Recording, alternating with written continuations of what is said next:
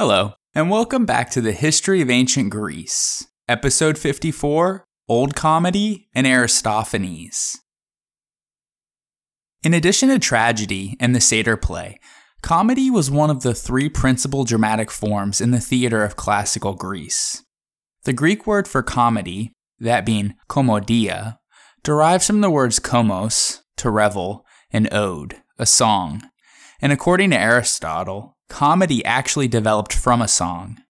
The first official comedic play at the city Dionysia was not staged until 487-486 BC, by which time tragedy had already been long established there.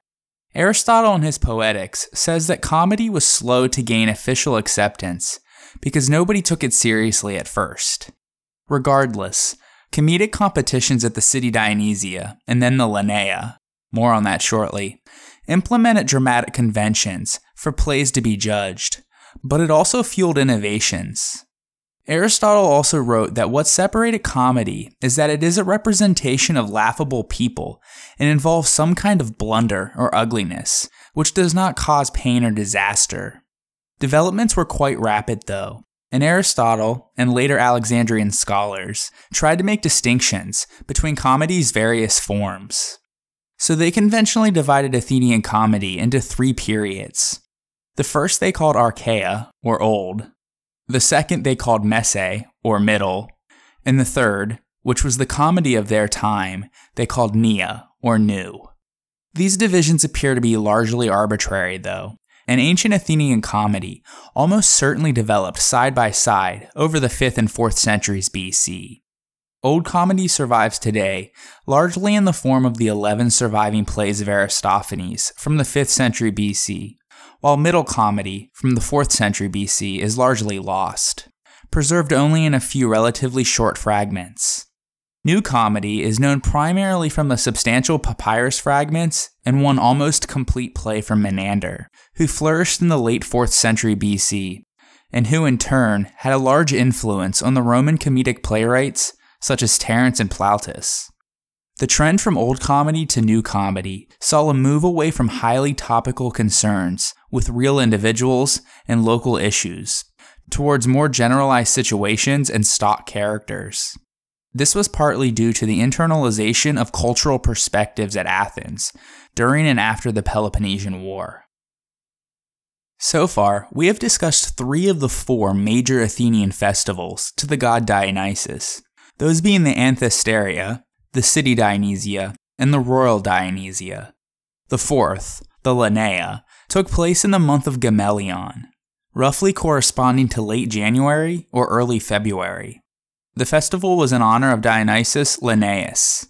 The term Lenaia probably comes from Lenos, meaning wine press, or from Lenai, another name for the Maenads, who were the female worshippers of Dionysus.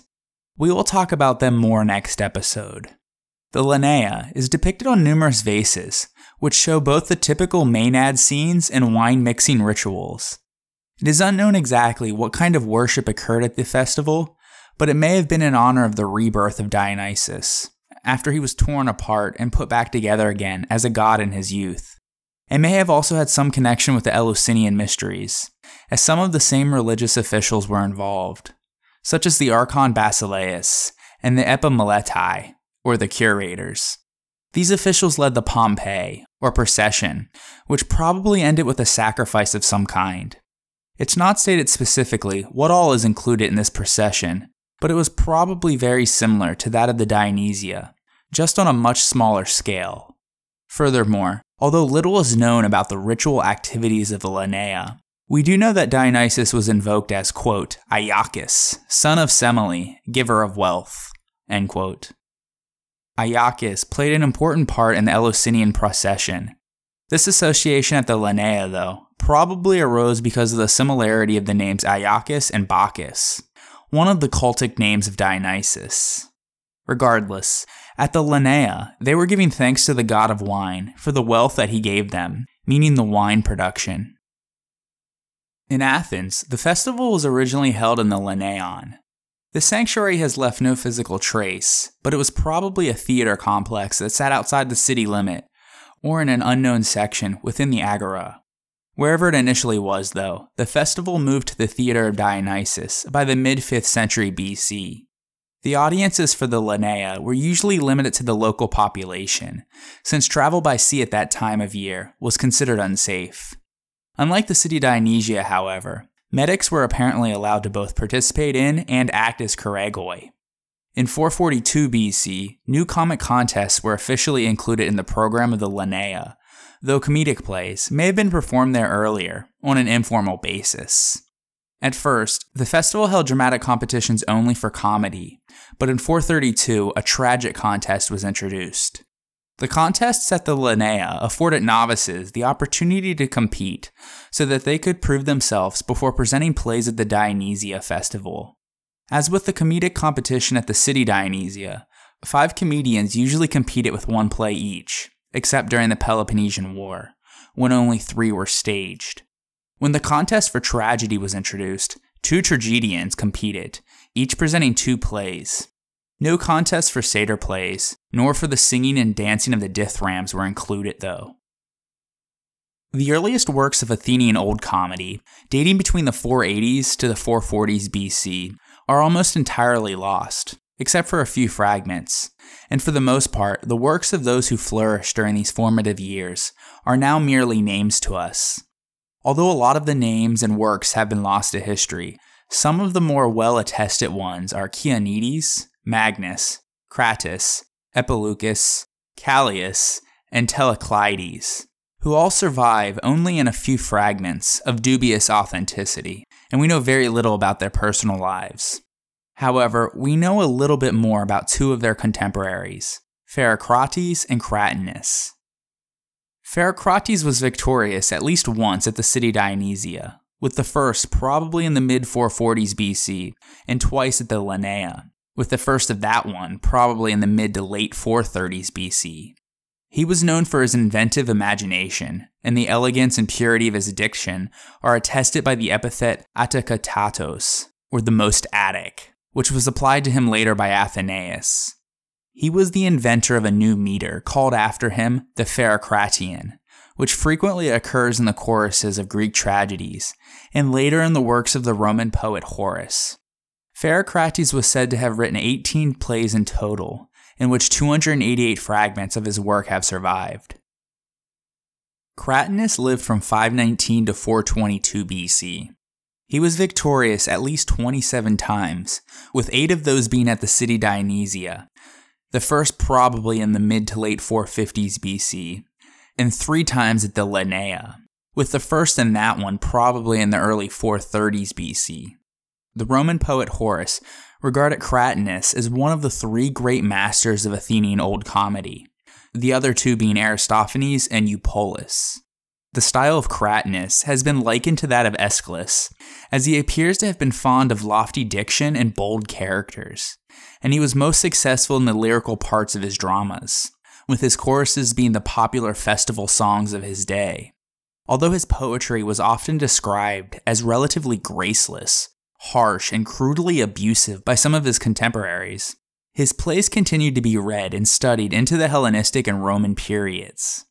He wrote 21 comedies, and although no complete plays by Cratinus are preserved, they are known through roughly 500 fragments that have survived. When Aristophanes produced the Knights in 424 BC, he described Cratinus, quote, as a driveling old man, wandering about with his crown withered, and so utterly neglected by his former admirers that he could not even procure to quench the thirst of which he was perishing. End quote. In response, the following year, in 423 BC, the 96-year-old Cratinus came out of retirement and ironically produced what would become his most famous play, titled Pitene, or the Wine Flask. The plot of the play is as follows. Cratinus inserts himself as the protagonist, as the personification of a playwright, and he becomes caught up in wine. His wife, Comedy, presumably the personification of the author's occupation, takes him to court because she believes that the young poet has betrayed her by cavorting with younger wines. Curiously, one of the younger wines in the play is Mendeos, the personification of a very popular type of ancient Greek wine, and Comedy's counterpart in the suit. At the trial, Cratinus argues in his defense that it is necessary for him to drink wine, because poets, drinking only water, cannot produce good plays. But some people, probably the play's chorus, who do not like his drinking of the wine, decide to destroy his wine containers instead. The play concludes with the court eventually deciding to allow Cratinus to continue drinking wine. For this play, he took the prize at the city Dionysia, defeating the Konos of Amepsius, which took second place, and the Clouds of Aristophanes, which took third. Cratinus died the following year, in 422 BC, at a very advanced age. Other than the fact that he too, like Cratinus, bested Aristophanes' clouds, very little is known about Amepsius, and only a few fragments of his plays remain. As we have alluded to, the most illustrious Athenian Old Comedic playwright was Aristophanes. Although he was a very talented playwright, his illustriousness, though, is partly due to his works being the only ones to have survived intact, and thus the only ones we can study. There were many other comedic playwrights flourishing during his period. In fact, Aristophanes only was victorious at the city Dionysia once, that we know for sure, and at least 3 times at the Lenaia. So it's quite evident that there were many other talented comedic playwrights who often bested him. We will discuss why his plays survived while others didn't a little later in the episode though. But in addition to Aristophanes, Cratinus, Eupolis, and Amepsius, a few of the other well-attested old comedic playwrights during the Peloponnesian War period were Hermippus, Hegemon of Thasus, Phrynichus, Archippus, Theopompus, and Kephisodorus. Hermippus flourished in the 430s BC. He wrote around 40 plays, and the titles and fragments of 9 have survived. He was a bitter opponent of Pericles, whom he often accused of being a bully and a coward, and of carousing with his buddies while the Spartans were invading Attica. According to Plutarch, he also accused Pericles' mistress, Aspasia, of impiety and offenses against morality, and her acquittal was only secured by an impassioned plea of Pericles that even involved tears. There will be more on that in a future episode. Anyways, he also parodied Homer and attacked the demagogue Hyperbolus, who rose to prominence after the death of Cleon. In addition, he wrote slanderous iambic poems in the manner of that of Archilochus. According to Aristotle and his Poetics, Hegemon of Thasus was the inventor of a new kind of parody. By slightly altering the wording in well-known poems, he transformed their lofty works into mocking one-liners. When the news of the disastrous defeat of the Sicilian expedition reached Athens, his parody of the Gigantomachy was being performed. It is said that the audience were so amused by it that instead of leaving to show their grief, they remained in their seats. Aristotle also criticizes him by saying, quote, "Homer makes men better than they are. Hegemon the Thasian, the inventor of parodies, worse than they are." End quote.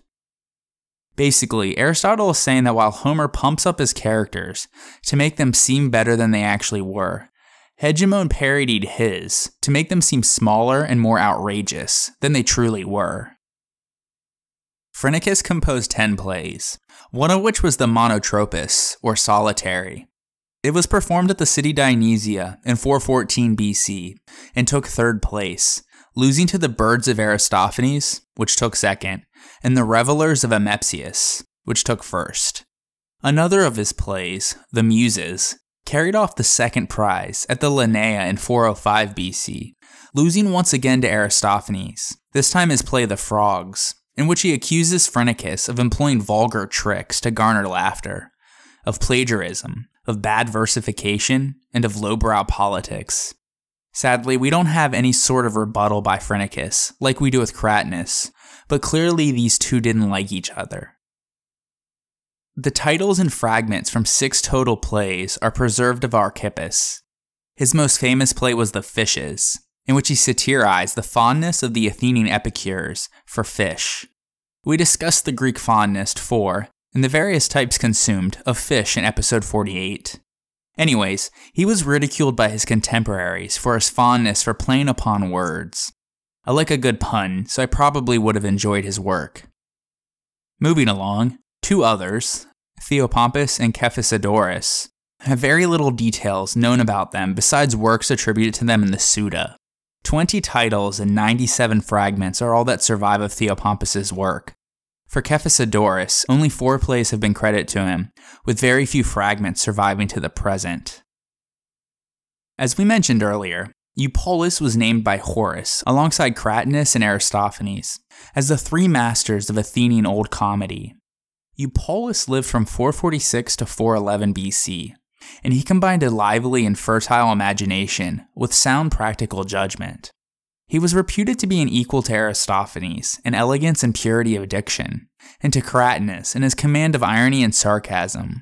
Although he was at first on good terms with Aristophanes, their relations subsequently became strained, and they accused each other, in most virulent terms, of imitation and plagiarism. This seems to be the preferred method of attacking a rival in Athenian Old Comedy.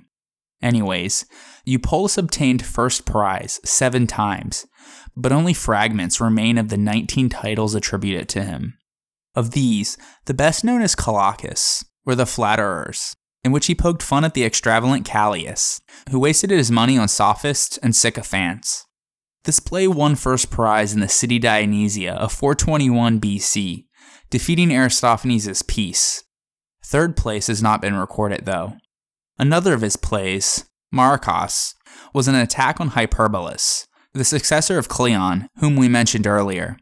Marcos was a fictitious name for the main character who represented Hyperbolus. His play Baptai, or the Dippers, was an attack against Alcibiades and his cohorts who practiced licentious foreign religious rites. The word Baptai was a name given to the priests of the Thracian goddess Katito, who Alcibiades and his friends supposedly worshipped. 2 of his other plays, Demoi, the Demes, and Polis, the cities, were political plays that dealt with the desperate condition of the state and with the allied, or tributary, cities during the Peloponnesian War. Other people he attacked in his other plays were Socrates, Cimon, and Cleon. There are 4 ancient traditions on the manner of the death and burial of Eupolis, each with details impossible to reconcile with each other. The first tradition, relayed by the Roman poet Juvenal, concerns Alcibiades. Eupolis targeted him in his play Baptai, as we mentioned, but then found himself serving under Alcibiades in the Sicilian expedition. Alcibiades retaliated by having the poet drowned on the way to Sicily. This would place Eupolis' death in the late spring or early summer of 415 BC. The second tradition is recorded by Pausanias. He reported that Eupolis died of natural causes and was buried away from Athens, with his tomb being located in the vicinity of Sicyon. Pausanias never explains the reason for a burial away from home, but it might point to Eupolis having an ancestral connection with Sicyon. The third tradition is recorded by the Roman author Claudius Aelianus, or Aelian for short. He first narrates a tale concerning Augeas, a molossus dog owned by Eupolis, and how it protected the property of its master from a thief. The molossus was a breed native to southern Europe that is now extinct, but was the forerunner of the mastiff. Anyways, Aelian then mentions that Eupolis eventually died and was buried in Aegina. Augeas, forever loyal to his master, maintained constant watch and lamented over Eupolis' grave for a period of time, until the dog finally passed away. Because of this, the location was reportedly named Koros Threnos, or Dog's Lament. Modern scholars have pointed out that this account follows a familiar pattern in ancient literary biography of adding in a tale concerning a faithful dog and how its presence benefited its master, the said master invariably being the subject of the biography.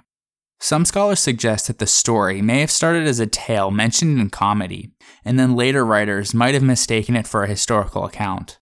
More interesting, though, is the connection of Eupolis with Aegina, as Aristophanes was also connected with this island. The fourth tradition can be found in the Suda.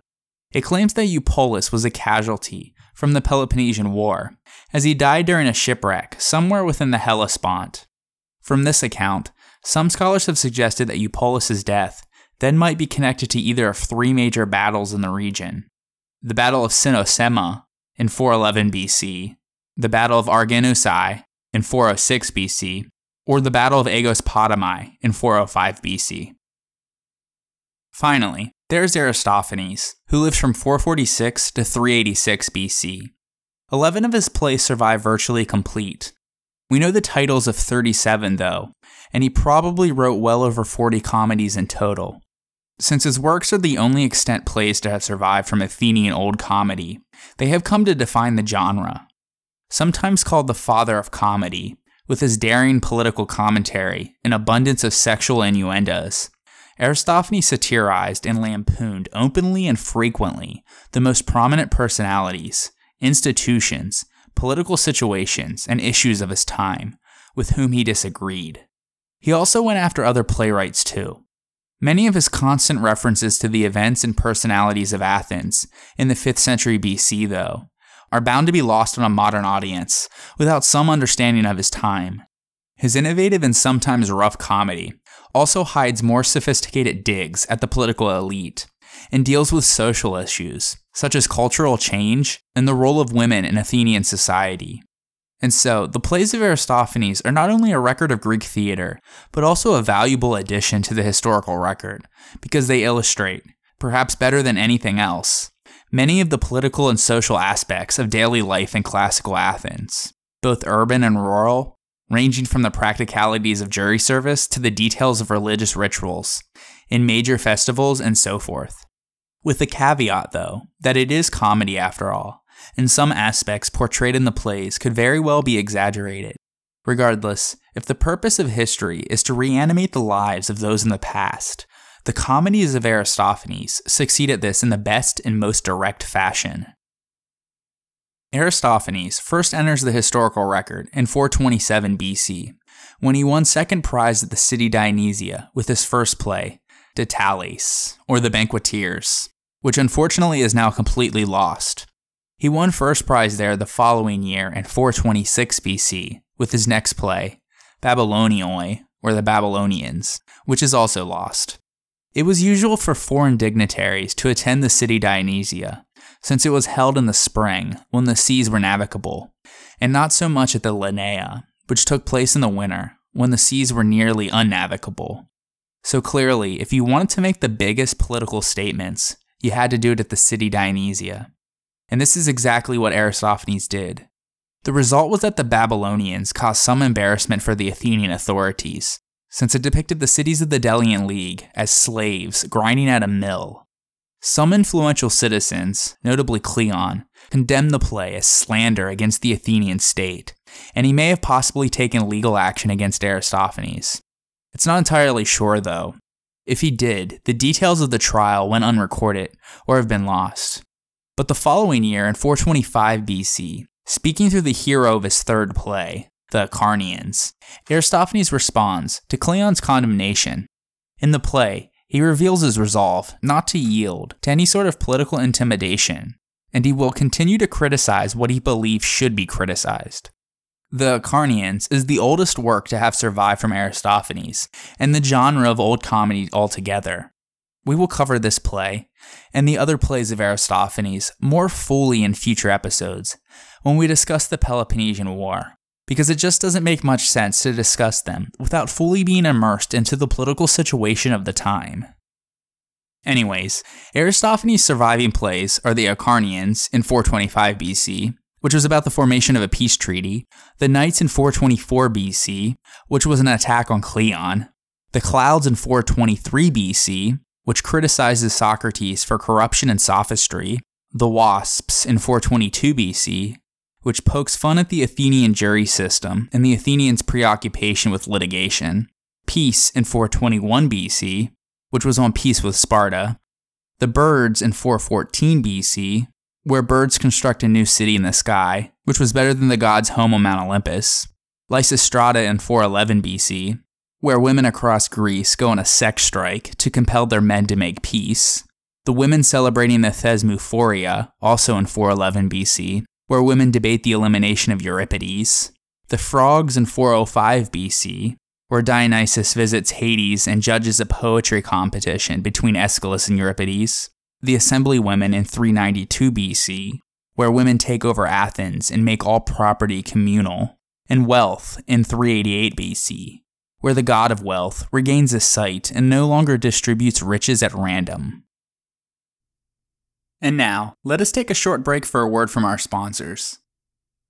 The History of Ancient Greece is powered by the CLNS Media Network, and today's episode is brought to you by FanDuel. Fantasy football fans, the wait is nearly over. Football season is back, which means FanDuel is back. FanDuel is 1 week fantasy football, meaning that there are new contests starting every week, and you get to choose a new team each time. There are no lengthy drafts, and there are no busted seasons due to injuries. There's no season-long commitment either. FanDuel has lots of contests to choose from, starting at just $1. Just pick a contest, choose your team, and watch your score real time. New users get a free entry into the NFL Sunday Million with over $1 million in cash prizes.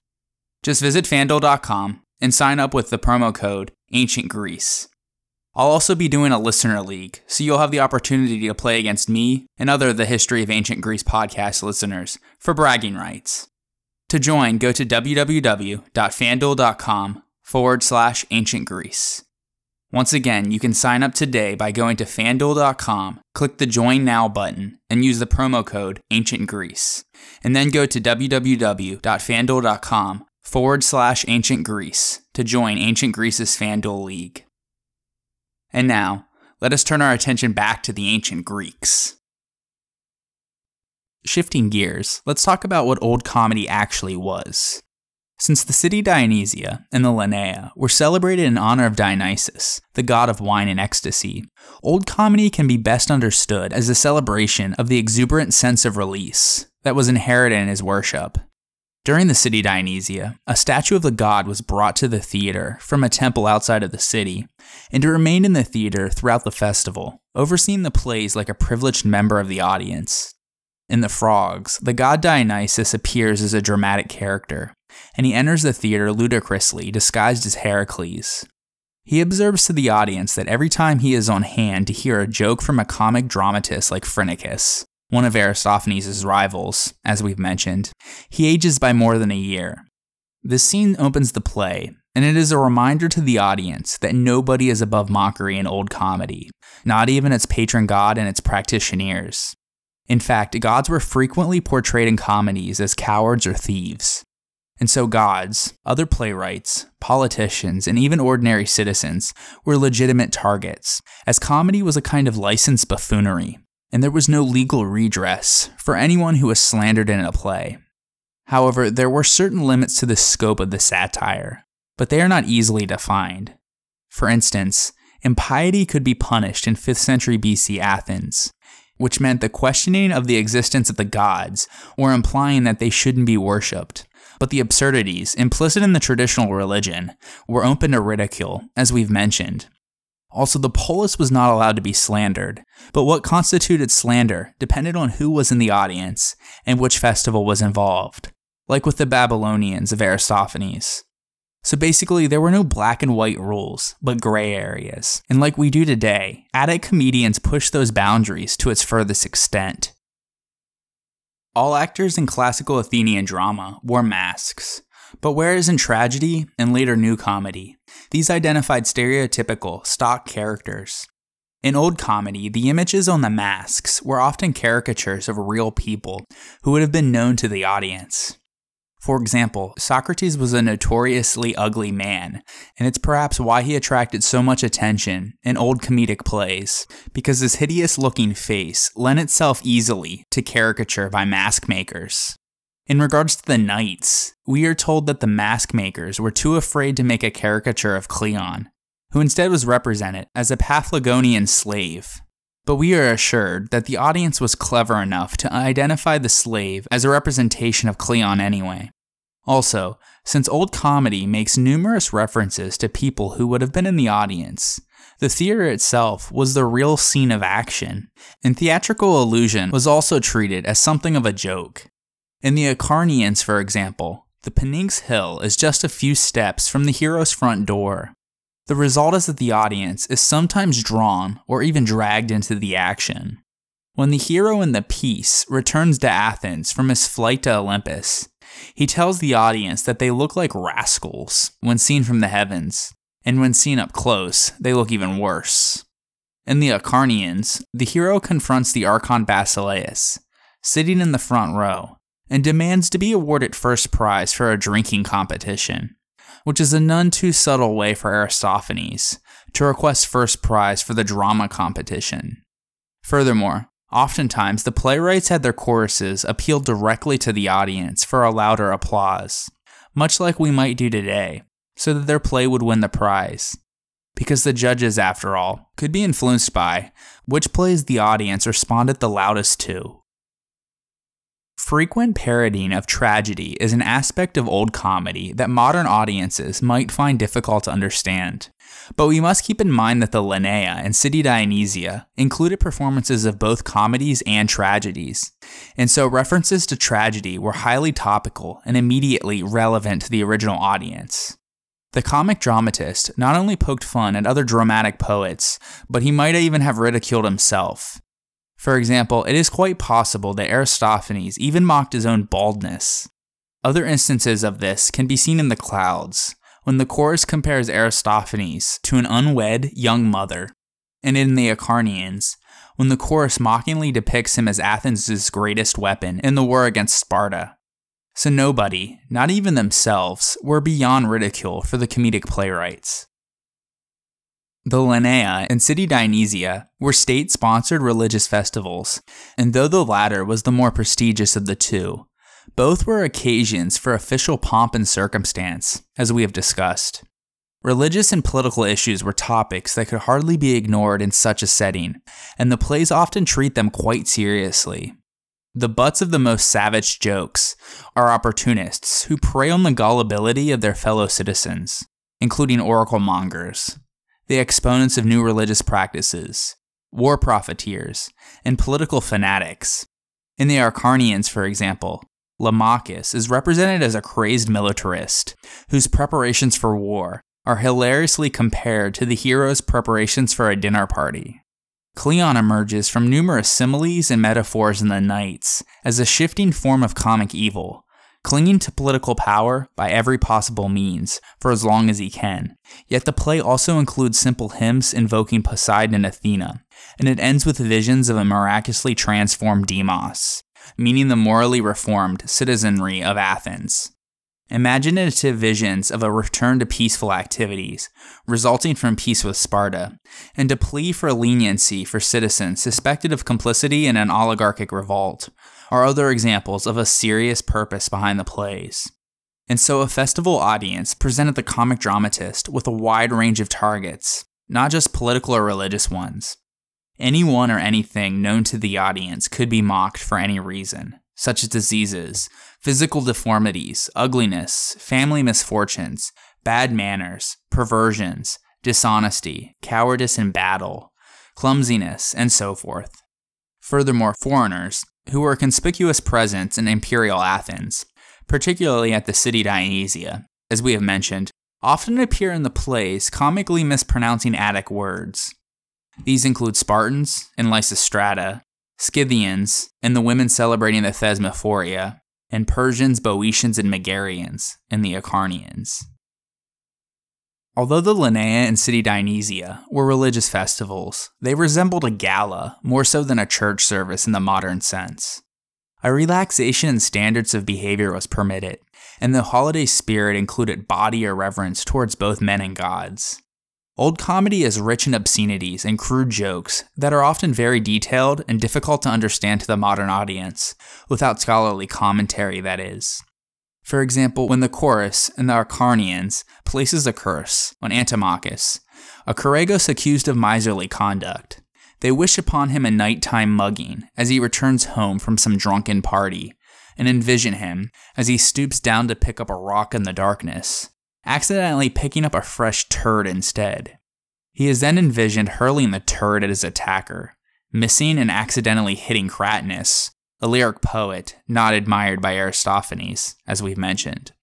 This would have been particularly funny to the audience because the curse was sung, or chanted, in choreographed style by a chorus of 24 grown men who were otherwise known to the audience as respectable citizens of Athens.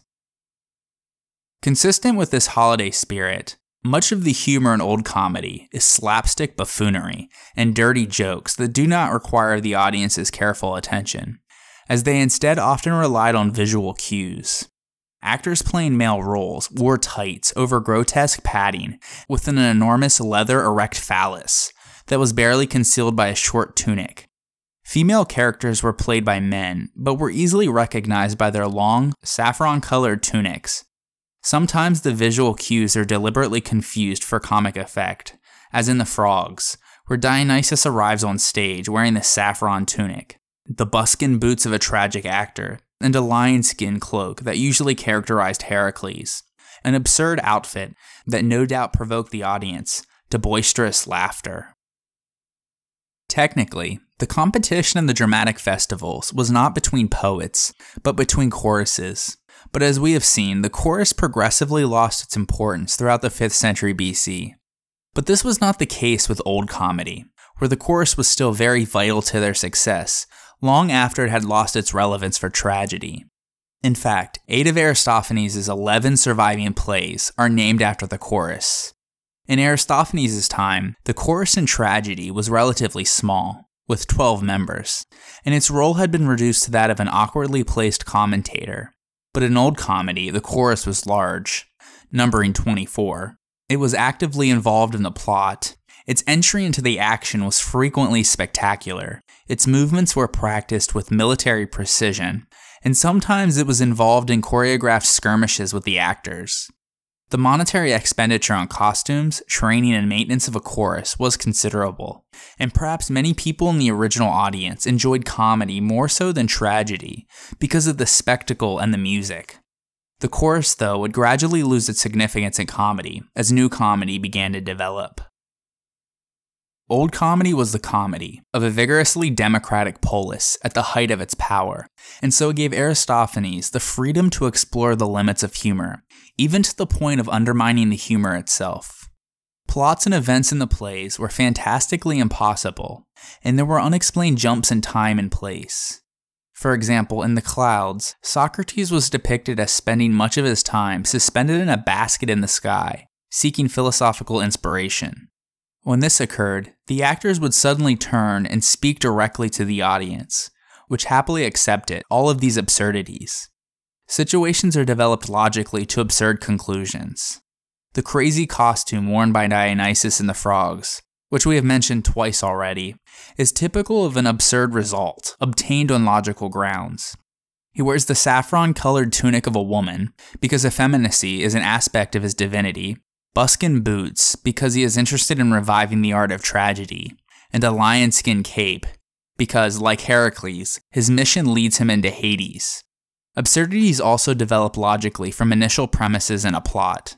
In The Knights, for example, Cleon's corrupt service to the people of Athens is metaphorically depicted as a household relationship in which the slave dupes his master. The introduction of a rival, who is not a member of the household, leads to an absurd shift in the metaphor, so that Cleon and his rival become Aristae competing for the affections of an Eromenos, as well as hawkers of oracles competing for the attention of a credulous public, athletes in a race for approval, and orators competing for the popular vote. Furthermore, in Aristophanes, the hero is an independent-minded and self-reliant individual. Typically, he devises a complicated and highly fanciful escape from an impossible situation. For example, Diciopolis, in the Acarnanians, contrives a private peace treaty with the Spartans. Cleon, in the Wasps, turns his own house into a private law court in order to keep his jury-addicted father safely at home. Tregarius, in the Peace, flies to Mount Olympus on a giant dung beetle in order to obtain an end to the Peloponnesian War. Pistheteris, in the Birds, tired of a life in Athens, sets off to create a new home in an imaginary kingdom of birds between heaven and earth, where he becomes their ruler and a rival to the gods.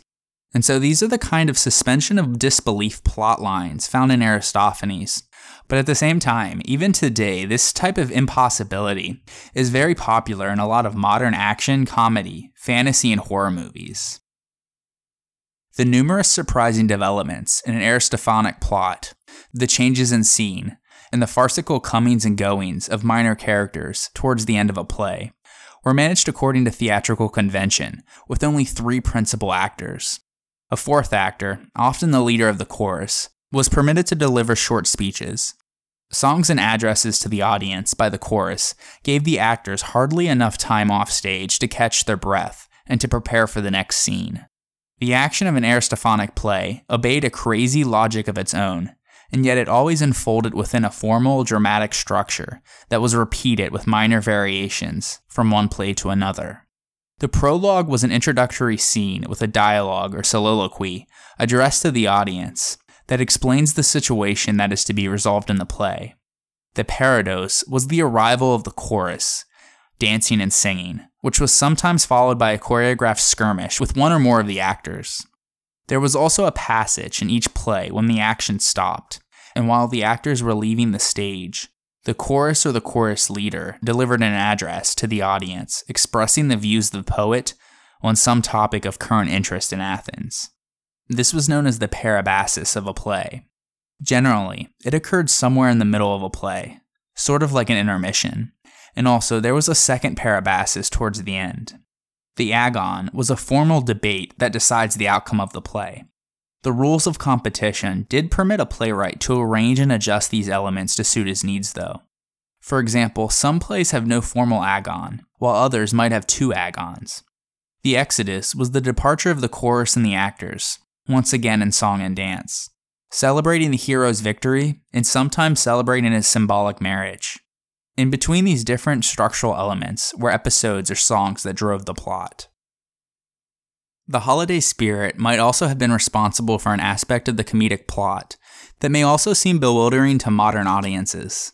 The major agon between the good and bad characters in a play is often resolved decisively in favor of the former long before the end of the play, which is different from modern shows where this is usually sorted out at the very end. The rest of the play then deals with farcical consequences in a succession of loosely connected scenes. The anticlimactic nature of Old Comedy has been explained by scholars in a variety of ways, depending on the particular play. In The Wasps, for instance, it has been thought to indicate a gradual change in the main character's perspective, as the lessons of the agon are slowly absorbed. In The Arcanians, it has been explained in terms of a unifying theme that underlines the episodes, demonstrating the practical benefits that come with wisdom. But generally speaking, the early release of dramatic tension is consistent with the holiday spirit in Old Comedy, and it allows the audience to relax in uncomplicated enjoyment of the spectacle, the music, the jokes, and the celebrations that characterize the remainder of the play. The celebration of the hero's victory often concludes in a sexual conquest, and sometimes it takes the form of a wedding, thus providing the action with a joyous sense of closure or a happy ending. Aristophanes has been said to recreate the life of ancient Athens more convincingly than any other author. Paradoxically, though, we know very little about his personal life. Biographical facts that we do know are derived from within his own plays, typically from the Parabasis. His father was from the deme of Kidathenion, but his own birthplace was a matter of some dispute amongst his contemporaries. Some claim that he was born on Rhodes, others at Naucratis in Egypt, and yet others in Aegina. These disputes arose because Cleon had accused Aristophanes of being foreign and usurping the rights of a citizen of Athens. However, it is certain that he spent a majority of his time on Aegina, where he owned land. He was a comedic poet in an age when it was conventional for a poet to assume the role of a teacher, called didascalos, and though this specifically referred to his training of the chorus and rehearsal, it also covered his relationship with the audience as a commentator on significant issues. Aristophanes claimed to be writing for a clever and discerning audience, yet he also declared that he would judge the audience according to its reception of his plays.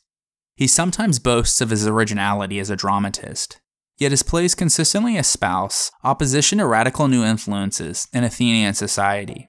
He caricatured leading figures in the arts, notably Euripides, whose influence on his own work he once begrudgingly acknowledged, in politics, especially the populist Cleon, and in philosophy, where Socrates was the most obvious target.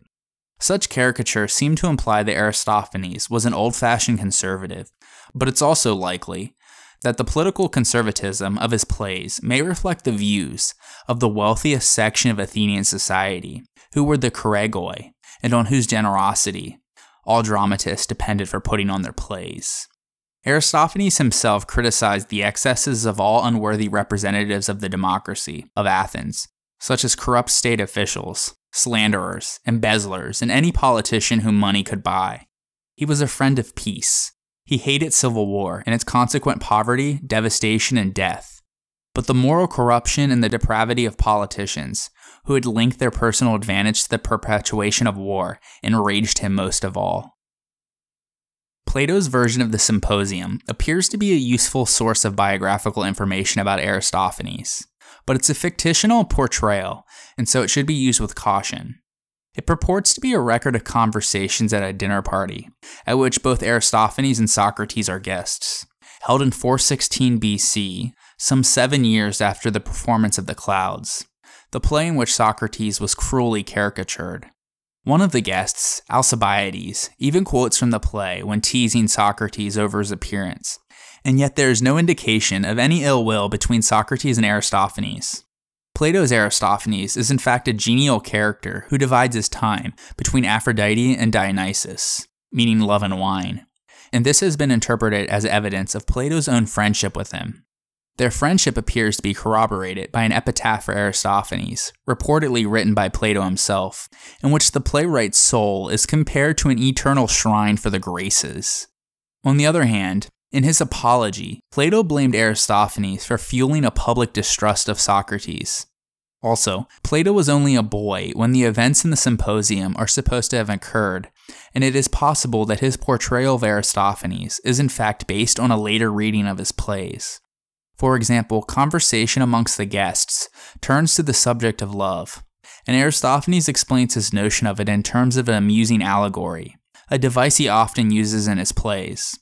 He is represented as suffering an attack of hiccups, and this might be a humorous reference to the crude physical jokes in his plays too. He tells the other guests that he is quite happy to be thought amusing, but he is wary of appearing ridiculous. This fear of being ridiculed is consistent with his declaration in the Knights that he embarked on the career of a comedic playwright suspiciously after witnessing the public contempt and ridicule that other dramatists had incurred. When Aristophanes first made his entrance into the comedic stage in 427 BC, Athens was an ambitious imperial power, and the Peloponnesian War was only in its 4th year. His plays often express pride in the achievement of the older generation, or those who fought at Marathon, yet they are not jingoistic, and they are staunchly opposed to the war with Sparta. The plays are particularly scathing in criticism of war profiteers, among whom populists such as Cleon figure prominently. Since Aristophanes managed to survive the Peloponnesian War, 2 oligarchic revolutions, and 2 democratic restorations, while many other public figures did not, this has been interpreted as evidence that he was not actively involved in politics, despite his highly political plays. By the time his last play was produced, around 386 BC, Athens had been defeated in war, its empire had been dismantled, and it had undergone a transformation from being the political power to merely the intellectual center of Greece. Aristophanes was part of this transformation, and he shared in the intellectual fashions of the period. The tragic dramatists, Sophocles and Euripides, died near the end of the Peloponnesian War, and the art of tragedy thereafter ceased to develop. Yet comedy continued to evolve after the defeat of Athens, and it's entirely possible that it only did so because in Aristophanes, it had a master craftsman who managed to live long enough in order to help usher it into this new age. Also, we can see an evolution in the structure of his plays from Old Comedy until in his last surviving play, Wealth II, of a revision of his former in 388 BC, it more closely resembles that of New Comedy. However, it is uncertain whether he led or merely responded to changes in his audience's expectations. Indeed, according to one ancient source, one of Aristophanes' last plays, Aeoliskon, performed in 386 BC, had neither a parabasis nor any choral lyrics, making it a type of middle comedy, while Colchis, performed in 387 BC, anticipated all of the elements of New Comedy, including a rape and a recognition scene. However, we do know that 2 of his sons, Aratos and Nicostratos, were also comic poets, and they could have been heavily involved in the production of their father's last 3 plays, Wealth II, Kalakos, and Ailiscon, and might have had an influence on the changes too. Upon his death, Aristophanes was honored with a wreath from the Holy Olive Tree of Athena, indicating that he was held in great esteem by his contemporaries. Even the king of Persia is said to have advised the Spartans to find an advisor of Aristophanes' caliber. Aristophanes seems to have had some appreciation of his formative role in the development of comedy, as he indicated by his comment in the Clouds that his audience would be judged by other times according to its reception of his plays. The Clouds was awarded 3rd place, meaning last, after its original performance, but the text that has come down to the modern age was a subsequent draft that Aristophanes intended to be read rather than acted. The circulation of his plays in manuscript form extended their influence beyond the original audience, over whom they seem to have had little or no practical influence initially. For example, they did not affect the career of Cleon, they failed to persuade the Athenians to pursue an honorable peace with Sparta, and regardless of what Plato may have asserted, it is not clear that they were instrumental in the trial and execution of Socrates, whose death probably resulted from the public animosity towards the philosopher's disgraced associates, such as Alcibiades, and of course exacerbated by his own stubbornness during the trial. The plays, though, in manuscript form, would have a much greater impact long after his death, and they have been put to some surprising uses. As was indicated earlier, they were used in the study of rhetoric on the recommendation of Quintilian, and by students of the Attic dialect in the 4th and 5th centuries AD. It's also possible that Plato sent copies of the plays to Dionysius of Syracuse so that he might learn about Athenian life and government. Furthermore, Latin translations of the plays were circulated widely throughout Europe during the Renaissance, and these were soon followed by translations and adaptations in modern languages. The plays also have a significance that goes beyond their artistic function, as historical documents that open the window on life and politics in classical Athens, in which respect they are perhaps as important as the writings of Herodotus and Thucydides. The artistic influence of the plays is equally immeasurable, though. They have contributed to the history of European theater, and that history in turn shapes our understanding of the plays. We will go into these plays much deeper in future episodes, because unlike the tragic plays of Sophocles and Euripides, for example, which were also produced with the backdrop of the Peloponnesian War, the humor of Aristophanes' comedic plays will be much easier to understand and more valuable if discussed in the historical times that they were produced, and so we will cover them when we cover the upcoming Peloponnesian War. But before we get there, we are going to leave comedy here for now. On the next episode, we will finish up our tour of all things in the realm of Dionysus by looking at Euripides' Bacchae and the mysterious cult of the god of wine and ecstasy. So join me next time on the History of Ancient Greece, episode 55, The Dionysian Mysteries.